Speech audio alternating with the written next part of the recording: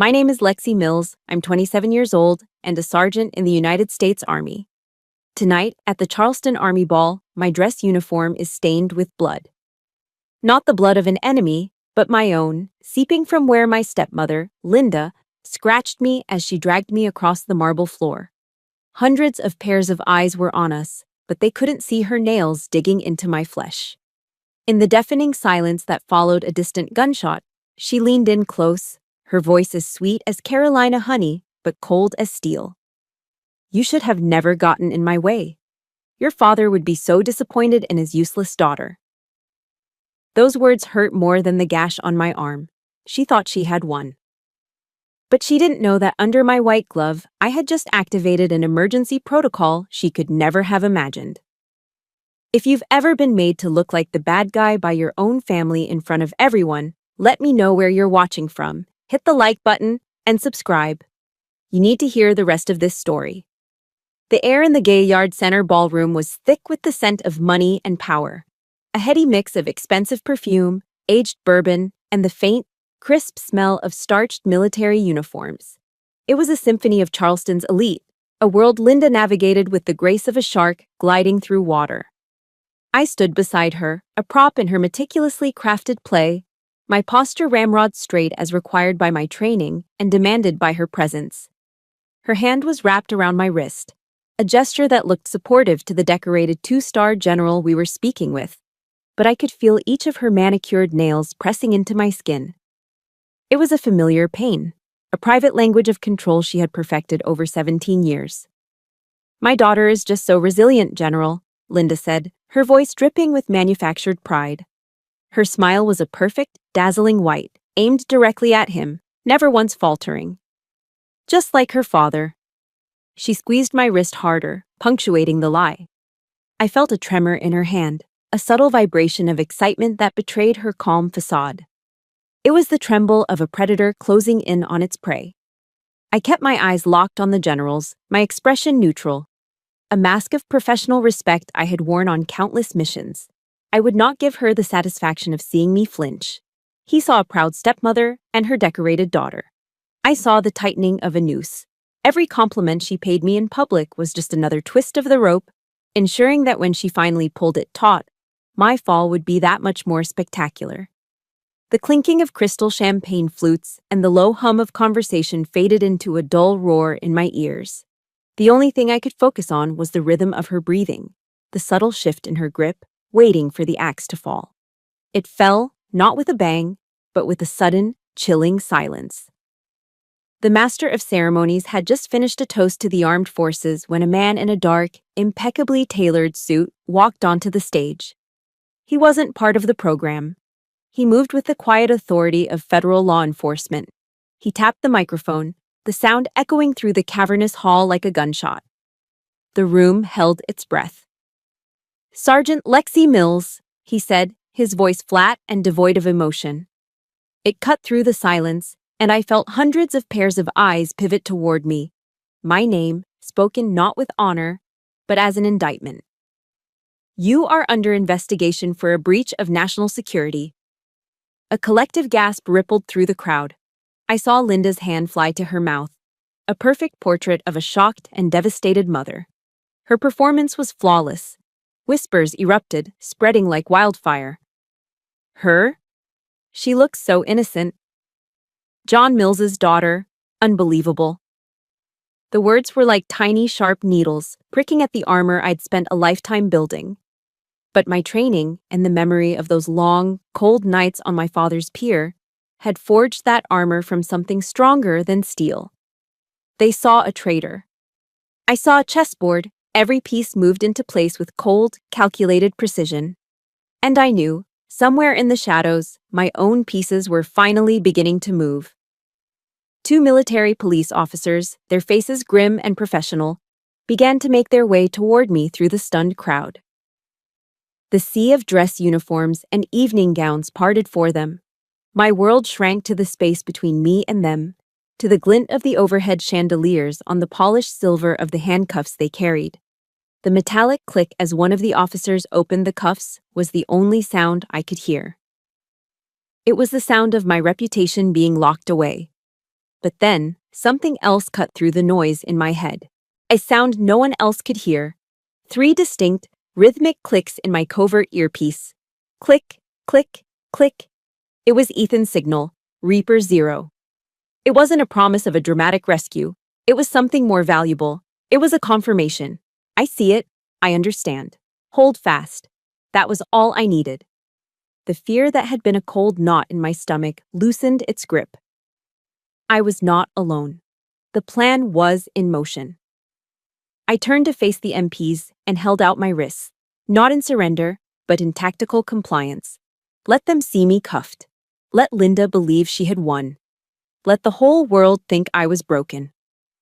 My father's voice echoed in my memory, a lesson he taught me long ago on that windy pier. In the eye of the storm, Lexi, be the calm. The bigger the storm, the more precious the stillness at its center becomes. And tonight, I was the eye of the storm. As they led me away, the crowd parted again, their faces a mixture of morbid curiosity, pity, and contempt. They were guiding me directly past Linda, another calculated move in her theatrical masterpiece, allowing her one final triumphant scene. She stepped forward, her face a mask of false compassion. She looked at me not with the gloating of a victor, but with the same feigned pity she had used to control me for 17 years. It was an expression that said, "See? You're nothing without me to protect you." It was the look she gave me when I failed, when I disappointed her, when I reminded her that I was not her blood. But this time was different. For the first time, I didn't look away. I didn't let my gaze fall to the polished marble floor. I met her eyes directly, holding them with a calm, empty stare. It was a void she couldn't read, an emptiness she couldn't manipulate. It was the blank, unblinking focus of a soldier who has already assessed the threat and is simply waiting for the moment to act. And in that fraction of a second, I saw it. For the first time in my life, I saw a flicker of uncertainty in Linda Steele's eyes, a tiny crack in her perfect composure. Her play had been executed to perfection, but she had made one critical miscalculation. She never considered that the lead actress had stopped reading from her script. Linda's words in that ballroom, "Your father would be so disappointed," weren't just a random cruelty. They were a key, unlocking a room in my memory I had tried to keep sealed for 17 years. As the MPs led me away, the flashing cameras and shocked faces faded, replaced by the scent of salt marsh and pine and the image of a 10-year-old girl standing alone on a wooden pier. Linda arrived at our house in Mount Pleasant 2 months after my father's funeral. I remember the exact moment her sedan pulled into our oak-lined driveway. Before I even saw her, I smelled her. Her perfume, a cloyingly sweet gardenia, rolled into the house like a fog, suffocating the familiar, comforting scent of pine wood and my dad's Old Spice that still lingered in the air. It was the smell of an invasion. She didn't hug me, the small, grieving child standing awkwardly in the foyer. She offered a thin, polite smile, and then her eyes began to scan the room, assessing every piece of furniture, every picture on the wall, not as a guest, but as a general surveying a battlefield she was about to conquer. Her conquest was silent and swift.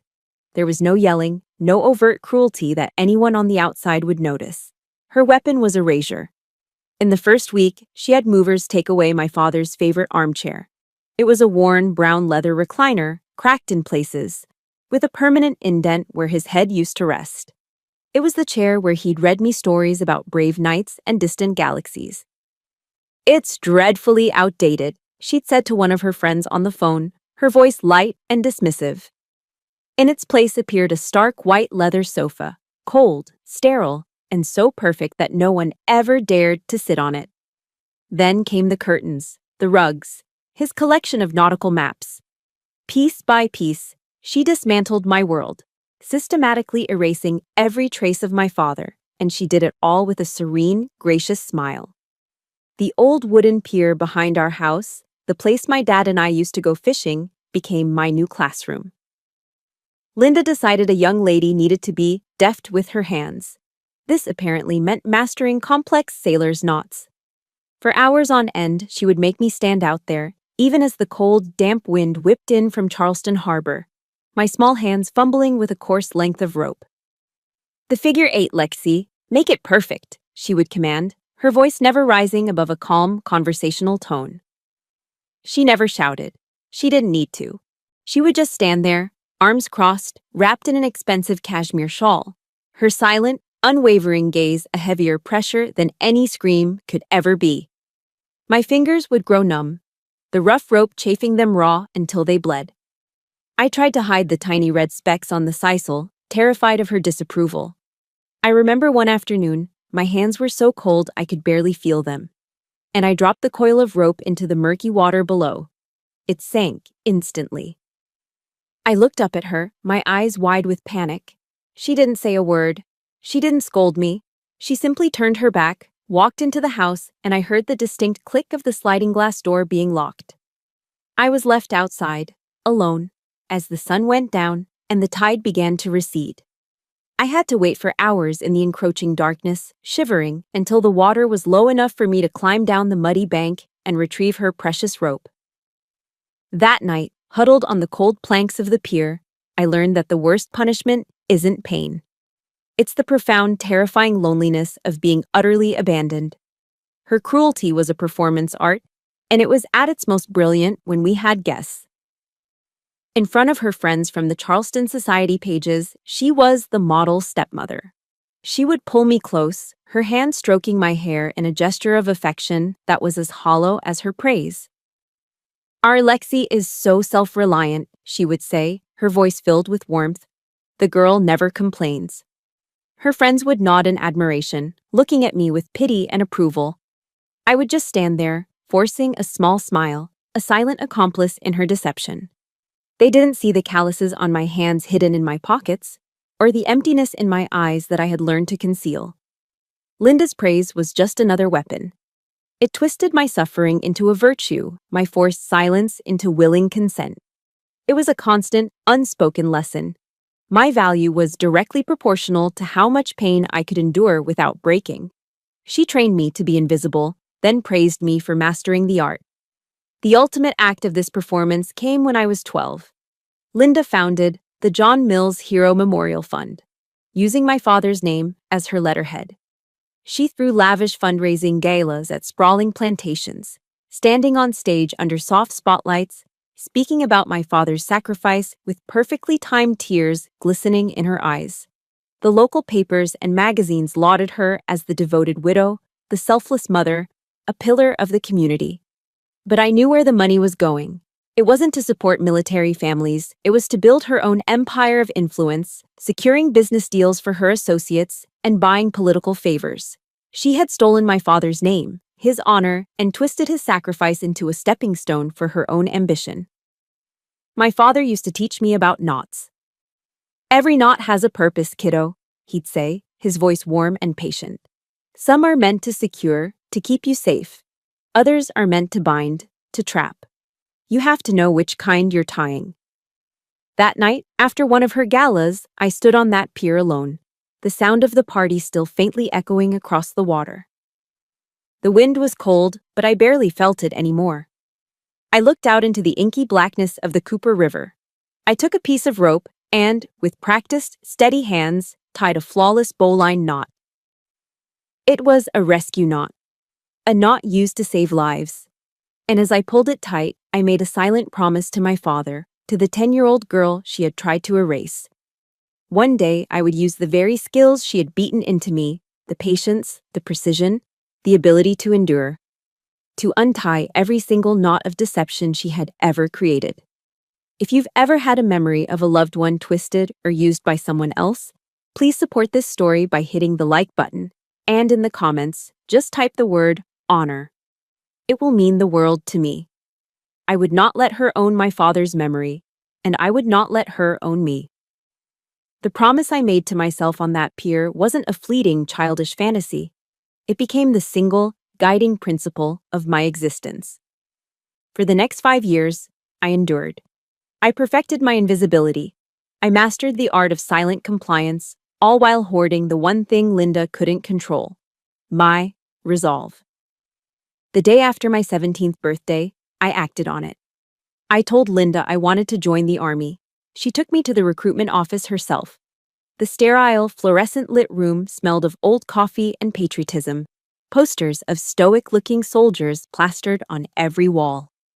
Linda beamed at the recruiter, a weary-looking sergeant first class with more stripes on his sleeve than I had years in my life. "My daughter wants to follow in her father's footsteps," she announced, her voice resonating with the perfect pitch of maternal pride. It was a masterful, calculated lie. She didn't want me to be free. She wanted to transfer me from one cage to another, one she believed she could still control from a distance. She saw the military not as a path to liberation, but as a more structured, more unforgiving version of her own peer. She had done her research. With surgical precision, she guided me towards a specific military occupational specialty, 35S, Signals Intelligence Analyst. It was a field that demanded intense discipline, meticulous attention to detail, and long hours spent in highly secured, isolated facilities known as SCIFs. She imagined me locked away, drowning in pressure and loneliness, a broken little soldier she could still manipulate with care packages and guilt-laced letters. She thought the isolation would finally shatter me. What she didn't realize was that I had been living in isolation my entire life.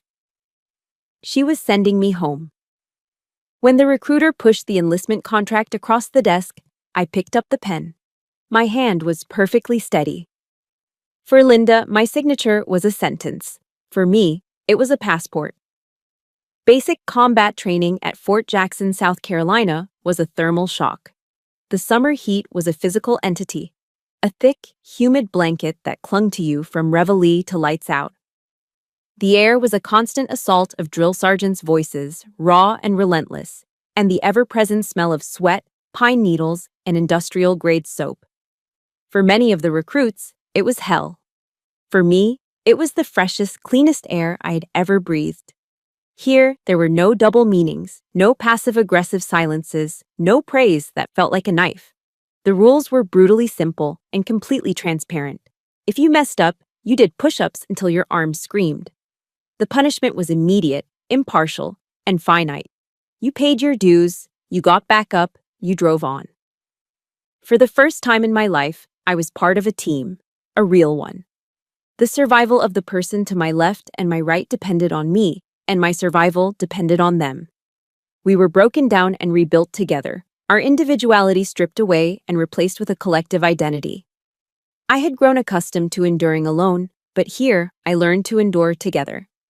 On long ruck marches under the Carolina sun, when my legs felt like lead and my lungs burned, the shared misery became a strange sort of comfort. We were all in the same boat, all pushing through the same pain. And that made all the difference. My father once told me, "Discipline isn't a chain, Lexi. It's the wings that let you fly higher than you ever thought you could."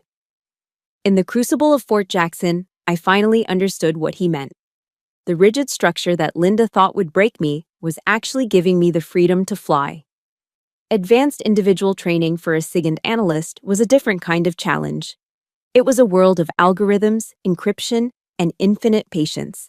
It was, in essence, an advanced version of tying knots on the pier. We were trained to sit for hours in front of screens, staring at waterfalls of data, listening to static, searching for the whispers, the anomalies, the tiny deviations in a signal pattern that could mean the difference between life and death for a team on the ground. The years Linda had forced me to focus on the minutiae of a knot, to endure mind-numbing repetition, had unintentionally forged me into the perfect analyst. I didn't just excel, I thrived. The other trainees saw tedious, boring work. I saw a puzzle. I didn't just learn the rules of signal identification. I learned the logic behind them, the theory of why certain frequencies behaved in certain ways. My mind, honed by years of deciphering Linda's moods and unspoken threats, found a home in the world of hidden meanings and classified information. I found a strange kind of power there. The power that comes from knowing what others don't, from seeing what remains hidden from plain sight. Linda had tried to teach me that power came from social status and manipulation. The Army taught me that true power came from knowledge and competence. I never called home. I didn't have to. Occasionally, a care package would arrive from Linda. It would be filled with uselessly expensive things: cashmere socks, gourmet chocolates, and a short, typed letter full of probing questions disguised as motherly concern. Are you working on anything interesting? Is your security clearance very high? I threw the chocolates in the barracks trash and never replied. Her attempts to maintain control felt pathetic and distant now, the actions of a queen whose kingdom had shrunk to a single, empty house. My connection to home was something far more real. Every night, before I went to sleep, I would take out my father's old dog tag from under my pillow. I'd run my thumb over the worn, smooth metal, feeling the slight dent on the edge where it must have hit something. It was scratched and faded, but it was the most valuable thing I owned.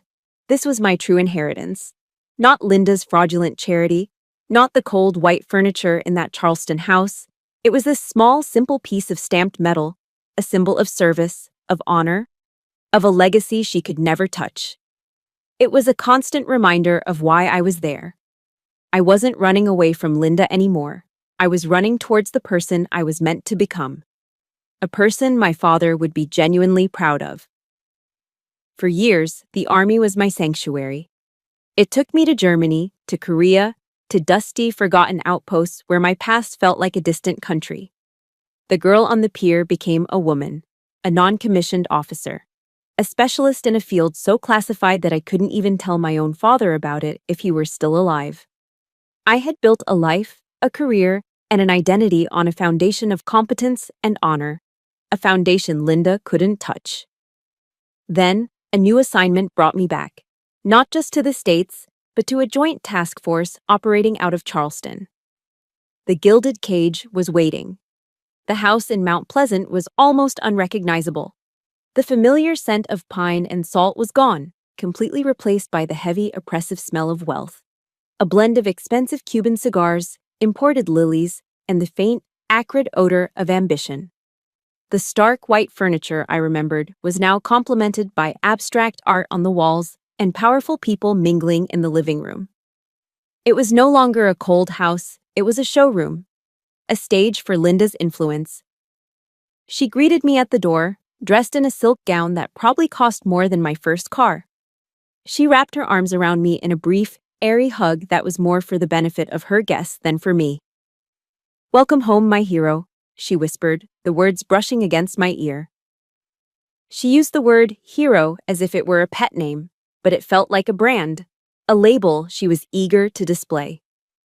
When she pulled back, her eyes didn't meet mine.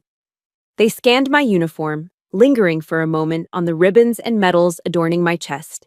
The Army Commendation Medal, the Good Conduct Medal, the Overseas Service Ribbon. She wasn't seeing her stepdaughter.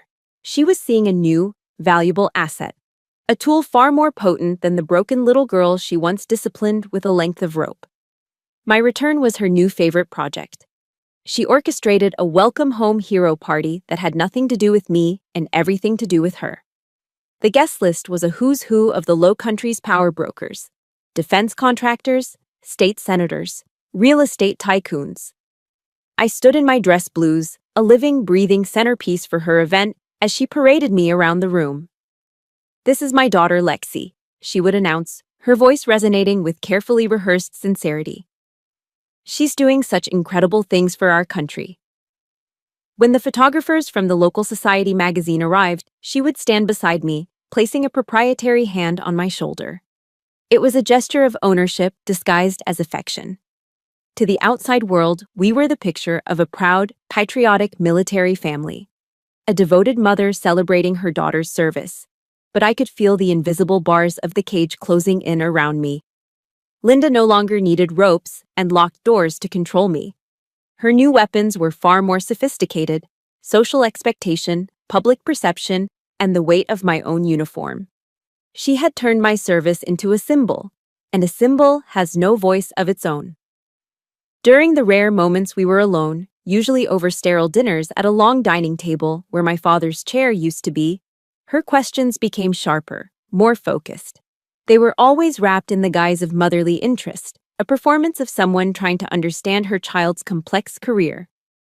"That project you're on, does it involve the new satellite systems?" she'd ask casually while slicing into her filet mignon. "Your security clearance, does that give you access to logistics data, supply chain movements?" she would ask with a gentle, curious smile, as if inquiring about a new hobby. But I wasn't the girl on the pier anymore. I was an analyst trained to detect patterns, to find the signal in the noise. And I saw the pattern in her inquiries. She wasn't interested in my life. She was mapping the scope and limitations of my access. She was drawing a treasure map, and my security clearance was the key. I would give her vague, non-committal answers, citing classification protocols, and watch a flicker of frustration pass behind her eyes before the gracious smile returned. The game had changed, but it was still a game. It was during a joint training exercise at Fort Bragg that I first met Master Sergeant Ethan Graves. He was part of a special operations support team, a quiet, intense man who moved with an economy of motion that spoke of immense competence. He said little, but when he did, everyone listened. Our units were running a complex signals intelligence drill when Linda made a surprise visit, ostensibly to bring the troops some homemade cookies, which were, of course, catered. She charmed everyone, as she always did. My commanding officer was captivated. The younger soldiers were in awe of her southern grace. She moved through our tactical operations center like a visiting dignitary, a whirlwind of perfume and charisma. But Ethan was unimpressed. He watched her for a moment, his eyes analytical. When she approached him with a dazzling smile and an outstretched plate of cookies, he simply gave a polite, professional nod. "No, thank you, ma'am," he said, and immediately turned his attention back to the tactical map on the screen. He dismissed her as easily and efficiently as he would dismiss a piece of irrelevant data. Later that day, as we were breaking down our equipment, he walked over to me. I braced myself for the usual comments. "Your mother is so charming," or "It's so great that she's so supportive." Instead, he just looked at me with his steady, unreadable gaze and said in his low, gravelly voice, "Your stepmom. She talks a lot." It wasn't a criticism or an insult. It was a simple, factual observation from a man who analyzed the world for a living. He had looked at Linda and, in less than 5 minutes, had seen through the entire performance. He saw the noise, not the signal. For the first time since my return, I felt like someone saw me, not the hero, not the daughter, not the prop. They just saw a soldier. From that day on, I knew I had an ally. Someone else who saw the world not for what it pretended to be, but for what it was. Knowing I had an ally in Ethan didn't change Linda's game, but it changed how I played it. I was no longer just enduring her manipulations. I was analyzing them, logging them, searching for the pattern. The vague sense of unease she always created had sharpened into a clear, defined threat assessment. The confirmation of that threat came on a Tuesday night. I had stopped by the house to pick up some old yearbooks from the attic for a friend's reunion. Linda was in her home office, a room that used to be my father's study. The door was slightly ajar. I was about to announce my presence when I heard her voice, low and sharp, stripped of its usual southern charm. It was her real voice, the one I rarely heard. "Don't worry," she purred into the phone. "Our investment is about to mature. The pawn is in place and ready to be sacrificed." I froze, my hand hovering over the doorknob. A cold wave washed over me, starting in my gut and spreading through my veins. Investment. Pawn. Sacrificed. The words were clinical, detached, utterly devoid of emotion. And there was no doubt who she was talking about. All the pieces clicked into place. This was never just about using my image for social climbing. It was a long, calculated operation. The nausea was immediate and overwhelming, the taste of betrayal bitter in my mouth. But right behind it came something else. A cold, stark clarity. The kind I only felt on a mission when the objective became crystal clear. The enemy was no longer a shadowy figure. She had a name and a voice. The battle had officially begun. I backed away from the door as silently as I came, my footsteps making no sound on the thick Persian rug. The game had just changed. And she had no idea. That night, back in the sterile quiet of my barracks room, I used a military-grade encrypted messaging app on a secure laptop. I sent a message to Ethan. It contained only 2 words. Need to talk. 30 seconds later, a reply appeared on my screen. A set of coordinates and a time. no questions asked.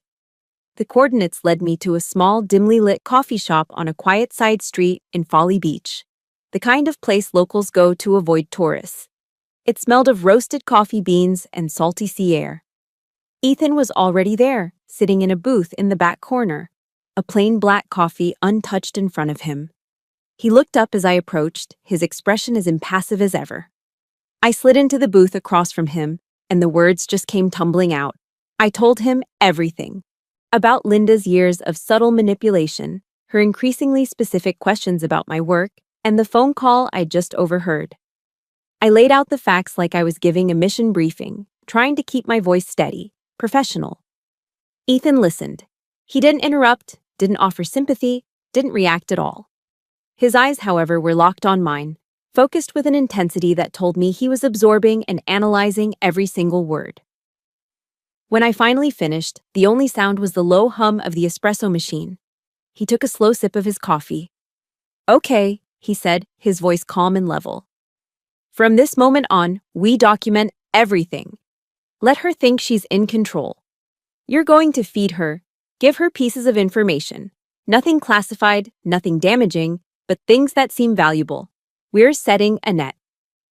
So I became a double agent in my own life. I started playing Linda's game by her rules, but with my own objective. The next time we had dinner, she casually asked about a new communications system the Army was testing. I pretended to hesitate, feigning concern about classification. Then, I relented, giving her details that were technically accurate but had already been published in a dozen defense industry journals. I presented it as a secret I was reluctantly sharing. I saw the glint of triumph in her eyes. She thought she was turning me, peeling back the layers of my military discipline to get to the prize inside. Her confidence grew with each piece of bait I dropped.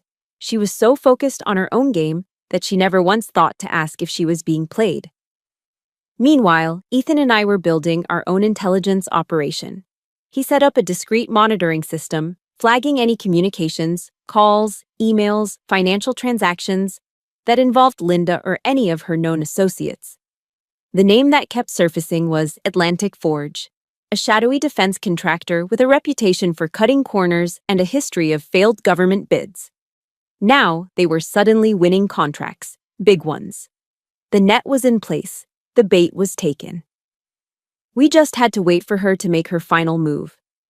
It came a week before the Army ball. An urgent email appeared in my inbox.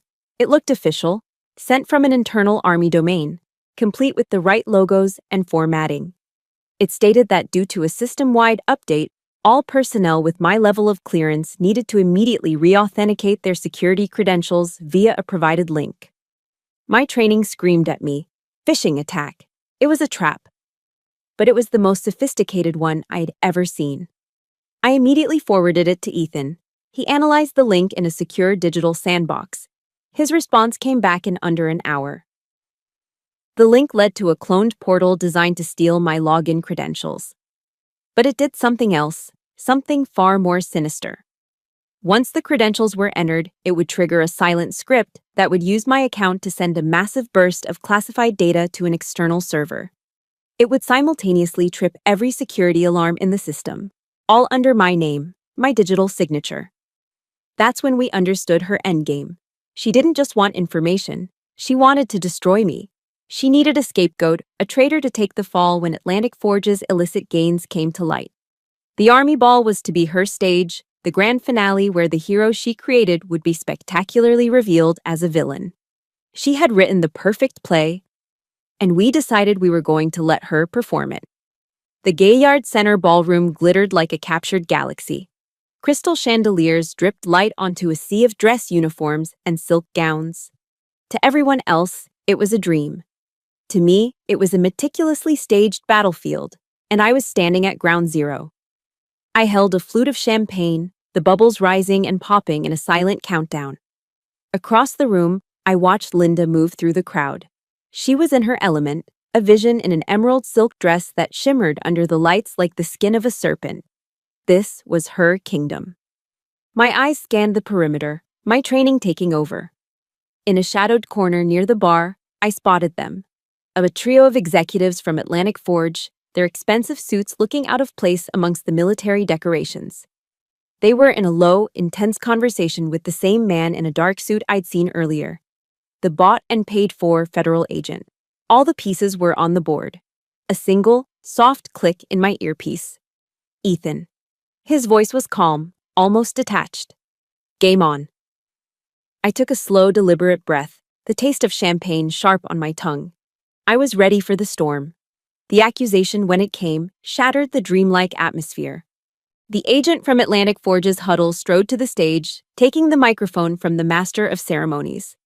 The polite applause died down, replaced by a confused murmur. He didn't introduce himself. He didn't waste time with pleasantries. He let the silence stretch for a beat, ensuring he had everyone's complete attention. Then, he spoke my name. Sergeant Lexi Mills, you are under investigation for a breach of national security. A tidal wave of silence crashed over the room. It was absolute, a dead vacuum of sound far more terrifying than the silence on the pier. That silence was between Linda and me. This silence was between me and the world. Hundreds of eyes, like the lenses of cameras, turned to pin me in their collective gaze. I saw the blinding flash of a camera from the press section, then another, and another. My face, my uniform, my name. All captured in a single, damning moment. I scanned the crowd, desperately searching for a single friendly face, a flicker of doubt or sympathy. I found none. All I saw was shock, morbid curiosity, and the slow dawning horror of contempt. I saw young lieutenants, men and women I had mentored, whose respect I'd worked so hard to earn, turn their faces away, their expressions a mixture of disappointment and disgust. Through it all, I could see Linda. She stood among a group of generals' wives, a perfect Oscar-worthy performance of a heartbroken mother. Her hand was pressed to her chest, her eyes wide with a believable, devastating sorrow. In that moment, she had won. She had successfully painted me as the enemy in a room full of my brothers and sisters in arms. My oath of enlistment flashed in my mind. I will support and defend the Constitution of the United States against all enemies, foreign and domestic. I looked at Linda, at the architects of my destruction, and I realized I was staring at a domestic enemy, one wrapped in silk and Chanel No. 5. The two MPs reached me. One was an older master sergeant I recognized from the provost marshal's office, a good man. His face was a mask of stern professionalism, but I could see the profound disappointment in his eyes. It was a look that hurt more than any accusation. Sergeant Mills, he said, his voice low and formal, please place your hands behind your back. The sharp click-clack of the handcuffs opening echoed in the dead silence. It sounded as loud as a rifle shot, the sound of my honor being shackled. I felt the cold, unforgiving steel bite into my wrists. It was a familiar sensation from training exercises, but this time it was different. This was real. This was Linda's victory made manifest, a cold metal symbol of her triumph. I didn't resist. I didn't say a word. I stood tall, my spine straight, my chin up. I would not give them the satisfaction of seeing me break. I had to trust Ethan. I had to trust the plan. But in that moment, standing alone, publicly shamed, surrounded by the condemning eyes of my peers, faith was a fragile, flickering flame in a hurricane. They turned me to lead me out, and the path they chose was, of course, directly past Linda. She stepped forward as if to offer a final, comforting word. Her movements were fluid, graceful, every gesture designed for maximum emotional impact on the watching crowd. She placed a hand on my arm, a touch that was meant to look gentle, but felt like a brand. She leaned in close, her gardenia perfume filling my senses. Her voice a venomous whisper meant only for me. You see, Lexi, I told you. You could never win against me. She hissed, her lips barely moving. Her sweet public face was inches from mine, but her eyes were chips of ice. Now the whole world knows you're just a disappointment, just like your father always thought you were. That was the final twist of the knife. The most cruel, calculated blow she could deliver. Using the memory of the one person I loved, the man whose honor I had tried to uphold my entire life, as her final weapon. A hot surge of tears burned the back of my eyes. a wave of pure, raw grief and rage that threatened to drown me. I felt my composure crack, but I held on. I swallowed the tears, pushed them back down into the cold, hard place inside me, where I kept all the other pain she had given me. No, I would not let her see it. I would not give her that. If you believe that a person's honor is the one thing no one should ever be able to take away, please show your support by hitting the like button and type "hold fast" in the comments below. This battle wasn't over, not by a long shot. Miles away from the glittering nightmare unfolding in Charleston, the only light in a windowless room deep inside Fort Bragg came from the cold blue glow of 24 computer monitors. This was the Tactical Operations Center, the TOC, the nerve center of a unit that didn't officially exist. Here, the air was cool and smelled of ozone from the humming servers. The currency wasn't money or influence, it was data. And Master Sergeant Ethan Graves was staring at the single piece of data that mattered most. On his primary monitor, 2 strings of authentication code were displayed side by side in stark green text. To the untrained eye, they were identical, a meaningless jumble of characters. But Ethan's eyes were trained to see the invisible, the subtle tells that an enemy leaves behind. Run the packet analysis again. Cross-reference timestamp deviations, he ordered, his voice low and calm, a stark contrast to the urgency of the situation. It cut cleanly through the quiet hum of the climate control systems and the soft clicking of keyboards. He didn't look away from the screen, his focus absolute. Beside him, a young SIGINT analyst, a specialist barely out of his advanced training but with a preternatural talent for code, responded without missing a beat. His fingers flew across a keyboard, bringing up cascading windows of raw data. "Running it now, Master Sergeant," he confirmed. The seconds stretched, each one feeling like a minute. "Got it," the analyst finally said, his voice tight with discovery. "Confirmed. Latency deviation of 2.1 milliseconds in the authentication handshake. The packets were rerouted through a third-party server. Pinging the IP now, it's registered to a shell company in Estonia." That was it. The digital fingerprint, the microscopic yet irrefutable proof that the security alert triggered under Sergeant Lexi Mills's name was a sophisticated forgery. It was the whisper in the static they had been waiting for, the anomaly that confirmed the entire operation was a setup. Ethan's jaw tightened. He leaned forward, his large frame casting a shadow over the communications console. He keyed in a command on his own terminal, bringing up a secure protocol file. "Initiate Operation Iron Tide," he said. His voice was steady, almost monotone, but it carried the absolute weight of a command that set a complex and powerful machine into motion. In an instant, the atmosphere in the TOC shifted. The quiet hum of observation was replaced by the focused, efficient silence of action. Red lights blinked on a status board, and operators began executing their pre-assigned roles. The counteroffensive had begun. While one team was tasked with preparing a rapid response unit, Ethan swiveled his chair to a massive, wall-mounted monitor. With a few keystrokes, he replaced the satellite imagery with a complex web of financial transactions, a spider web of lines connecting dozens of accounts across the globe. For weeks, he and a small team of forensic accountants had been meticulously tracking the shadowy finances of Atlantic Forge, following a convoluted trail of shell corporations and offshore transfers designed to launder money and hide its source. Now, with the security alert triggered, the event they had predicted, the final piece of the puzzle fell into place. He watched in real time as a transaction completed. 20 minutes ago, a payment of 7 figures had been transferred from an Atlantic Forge subsidiary to a holding company in Delaware. That company, in turn, instantly funneled the money to a private investment account at a boutique bank in Charleston.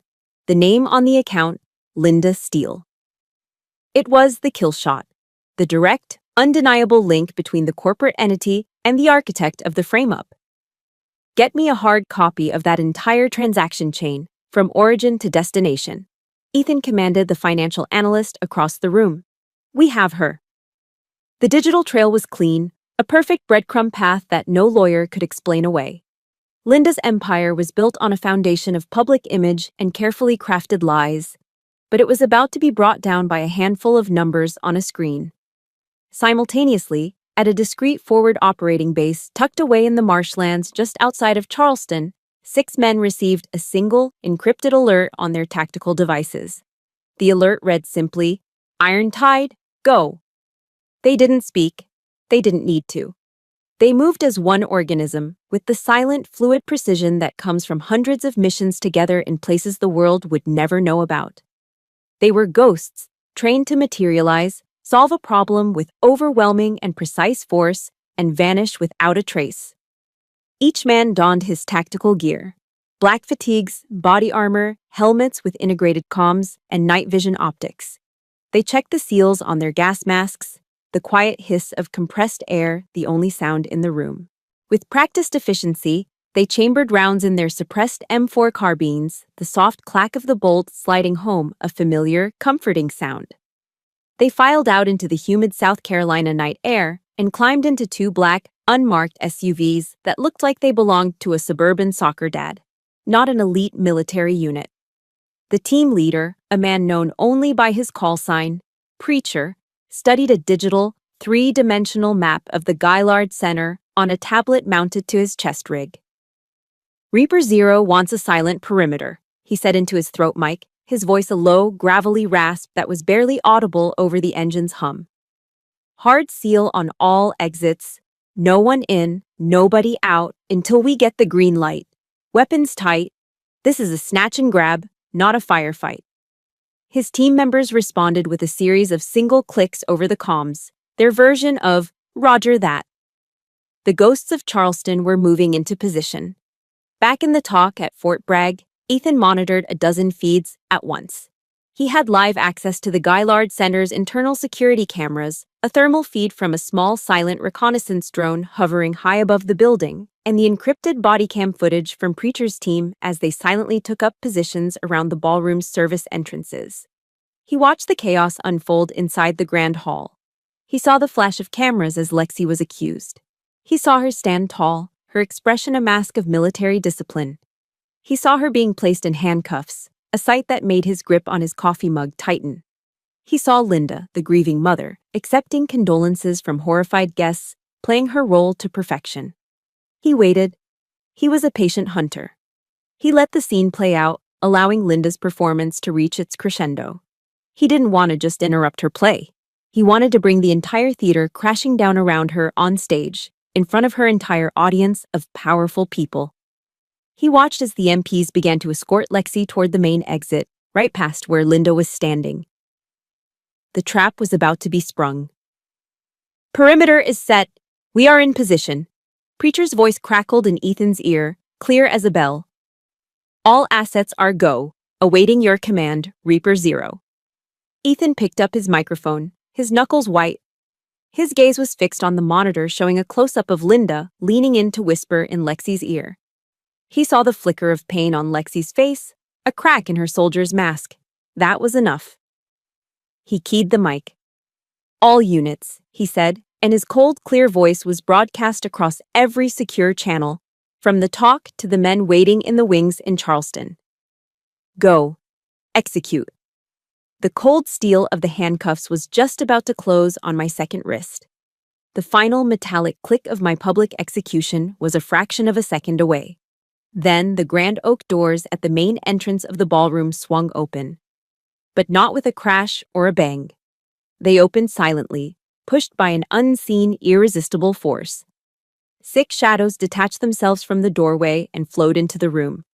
They were dressed in full tactical gear, black fatigues, helmets, and weapons held in a low-ready position.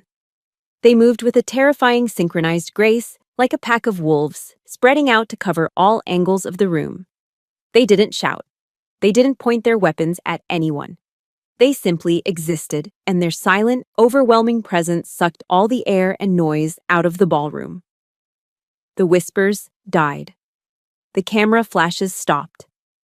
The entire glittering assembly of Charleston's elite was frozen in stunned silence. The military police officer holding my arm stopped mid-motion, his hand hovering, his face a mask of utter confusion. And for the first time that night, I saw the mask of serene confidence on Linda's face shatter. It was replaced by a raw, primal confusion that quickly curdled into fear. She didn't understand what was happening. This wasn't part of her script. Ethan Graves was the last one through the door. He wasn't in tactical gear. He wore a standard operational camouflage uniform, sleeves neatly rolled, a stark contrast to the formal attire of the ball. He walked with a calm, deliberate purpose, his boots making no sound on the marble floor. His eyes were fixed on me, and he didn't spare a single glance for anyone else in the room. Not the generals, not the senators, not Linda. He walked a straight line through the parted sea of guests and stopped directly in front of me. He looked at me, then at the MP still holding my arm. He spoke, his voice not loud, but carrying an authority that cut through the silence and commanded total obedience. "Sergeant Mills," he said, loud enough for everyone nearby to hear. "We're here." 4 simple words, but in that room, at that moment, they shifted the entire balance of power. The authority wasn't on the stage anymore. It was standing right in front of me. Ethan then turned his gaze to the MP. He didn't raise his voice. He didn't issue a command. He simply made a statement that was not open for debate. "Let my soldier go." The MP, a man who an hour ago would have demanded Ethan's rank and unit, simply nodded and fumbled for the key to the handcuffs. The cuffs fell away from my wrists with a soft clatter. I rubbed the raw skin, the feeling slowly returning to my hands. Ethan placed a hand on my shoulder, a firm, grounding gesture of solidarity. It wasn't pity. It was respect.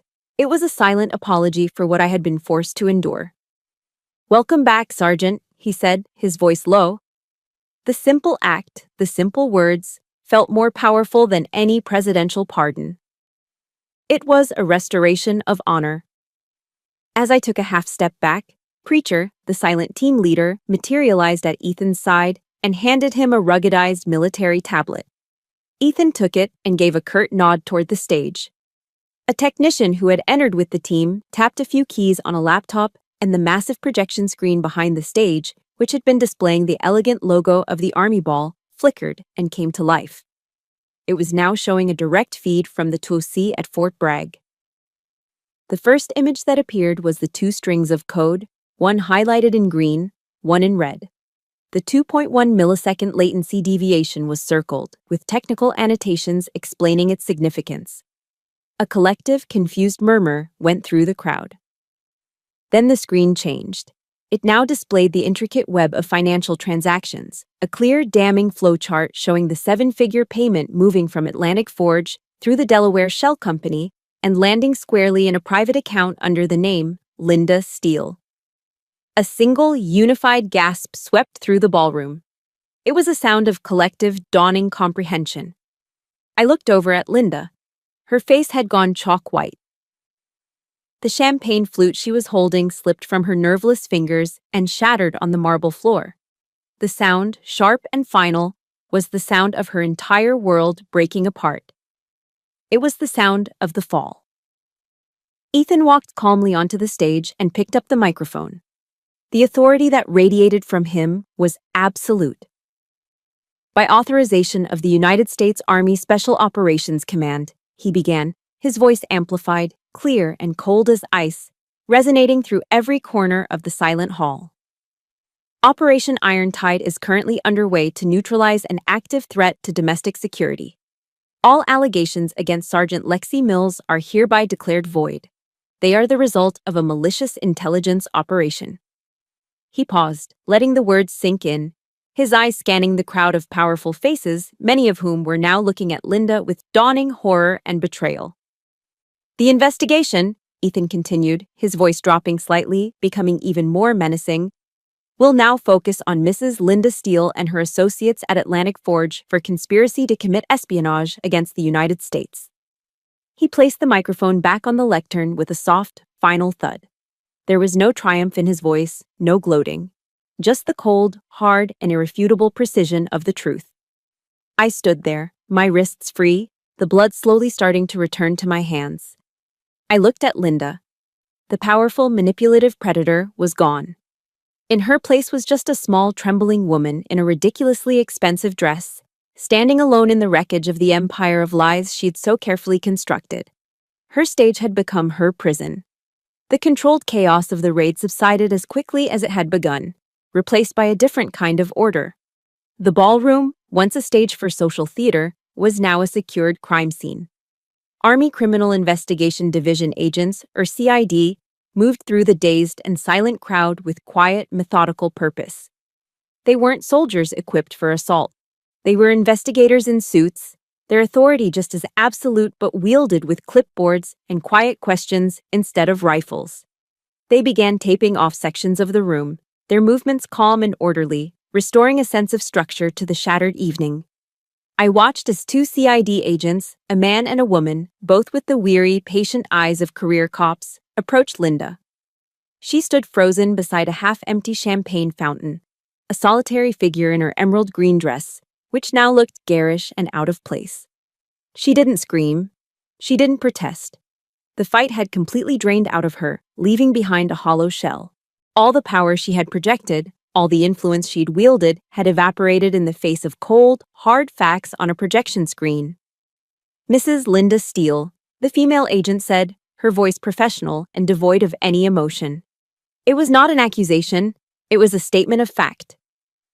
You are under arrest on suspicion of espionage, conspiracy, and acts against the United States of America. The agent gestured for Linda to turn around, and she complied, her movements stiff and robotic. The agent then cuffed her hands behind her back. I heard the sound again. That sharp, metallic click-clack, the same sound that had echoed through the hall when they had come for me.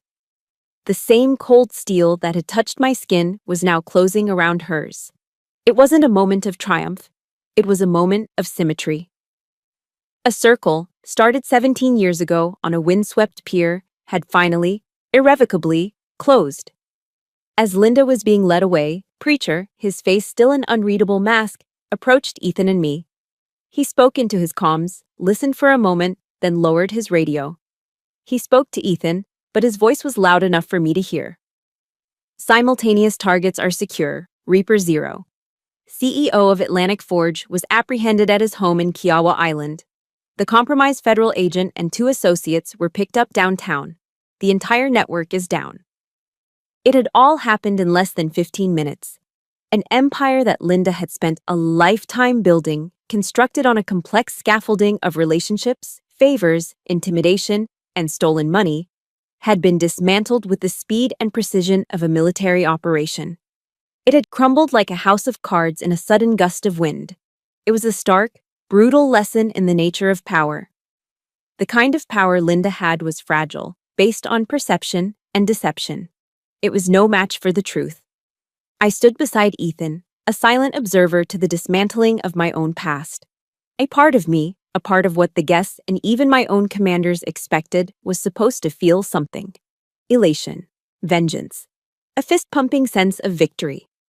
But I felt none of that. Instead, there was just a vast, quiet emptiness, a strange and profound silence in my soul. The war that had defined my entire life, the conflict that had shaped every decision I'd ever made, was over. It was like a soldier returning from a long deployment. You spend so long living with the constant noise of battle that the sudden silence of peace can be more deafening, more disorienting than any explosion. Ethan glanced at me, his analytical eyes seeming to understand the complex emptiness I was feeling. "It's okay, Sergeant," he said quietly, his voice a low rumble. "Peace takes some getting used to." They led Linda past us on their way to the exit. Our paths crossed one final time. She stopped for a brief second, her escort pausing with her. The arrogant, calculating mask was gone completely now. All that remained was a shattered, bewildered woman who couldn't comprehend how her perfect world had come undone. Her eyes, filled not with hatred but with a desperate, narcissistic confusion, locked onto mine. "Why?" she asked, her voice a raw, broken whisper. It was the question a true narcissist would ask, a question born not of a desire to understand, but of an inability to accept failure. She wasn't asking for my reasons. She was blaming me for her downfall. She couldn't comprehend how her perfect plan, her flawless script, had failed.